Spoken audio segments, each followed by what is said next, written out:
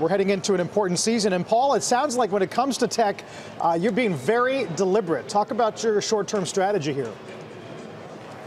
Sure. So I took over a orphan tech fund recently, so this is interesting timing. And so what I'm doing is I'm playing some defense. I have a relatively large cash hoard, and I am going in with some companies that I think are tech-ish. ISH is the key term there.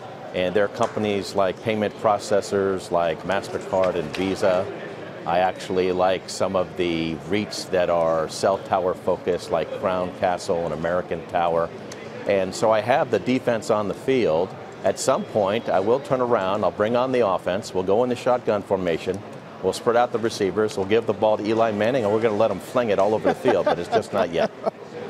All right, so then when it comes to the names that have been hammered, right, what are the parameters by which you would trade AMD or buy AMD, for instance?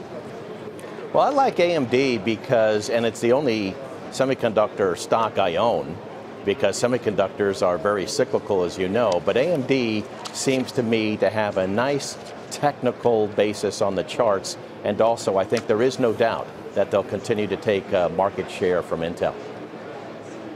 Gene, when you look at names like Netflix, which I know you've been pretty hot on, it's still up 40% year to date, but down about 20% over the past 3 months. I mean, it's been richly valued by many measures for a while now.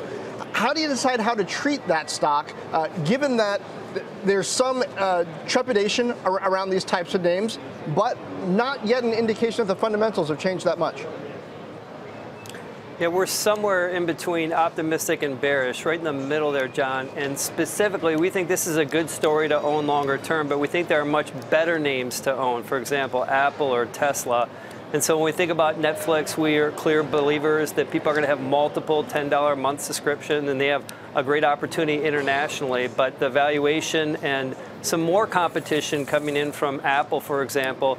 Now, Apple's going to have more prudent content than Netflix just because of the Apple brand, but still a large competitor nonetheless. I think when you put all those factors together, it really is a tug of war. And where we come out is we think there are better names to own than Netflix.